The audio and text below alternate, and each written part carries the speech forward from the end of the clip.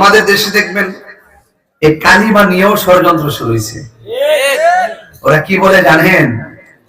মসজিদের মেহরাবের এক পাশে লা ইলাহা ইল্লাল্লাহ আর এক পাশে মুহাম্মাদুর রাসূলুল্লাহ লেখা যাবে না। বলে কি বলে না? বলে। এটা সত্যি নয়, ওরা বিভ্রান্ত ছড়ায়। লা ইলাহা ইল্লাল্লাহর নাম কালিমা নয়, মুহাম্মাদুর রাসূলুল্লাহ পড়তে হয়, নাইলে ঈমানদার হওয়া যায় না।